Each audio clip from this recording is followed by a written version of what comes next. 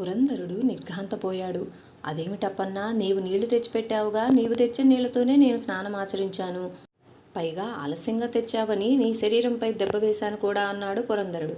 స్వామి క్షమించండి, ఈరోజు ఇదే నాకు మీ ప్రథమ దర్శనం.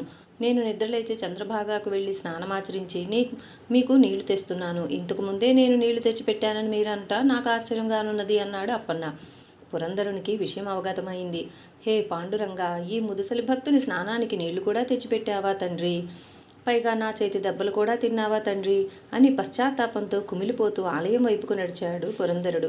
సుప్రభాత దర్శనం లభించింది. కానీ అక్కడ ఒక వింత దృశ్యం కనిపించింది. పాండురంగని శిరముపై వాపు ఏర్పడి ఉన్నది. స్వామి శిరస్సు అలా వాయడానికి కారణమేమిటా అని భక్తులంతా మాట్లాడుకొనుచున్నారు. పురంధరునికి విషయం అర్థమైంది. హే విఠలా, తెలియక చేసిన నేరానికి నన్ను దోషిగా నిలబెడుతున్నావా? అప్పన్న అనే భావంతో నేను కొట్టాను. అప్పన్న రూపంలో వచ్చింది నీవేనని తరువాత తెలిసింది. క్షమాపణ కోరడానికి నీ సన్నిధికి వచ్చాను. నీవు ప్రత్యక్ష సాక్ష్యంగా ఇక్కడ నిలబడి నా అపచారాన్ని భక్తులకంతా తెలియజేస్తున్నావు. అంతటా నిండియున్న నీకు నీ కొట్టిన దెబ్బ అంత వాపును కలిగించిందా? కాదు, నన్ను దోషిగా నిలబెట్టడానికి నీవలా నటిస్తున్నావు. ఈ దీనుడిపై అంత కినుక ఎందుకు ప్రభు? నీ చరణాలను ఆశ్రయించిన వాడును క్షమించి కనికరించవా తండ్రి అని పురంధరుడు ప్రార్థన చేయగానే పాండురంగని శిరముపైనున్న వాపు అదృశ్యమైంది. మందహాసముతో పండరీనాథుడు దర్శనమిచ్చాడు.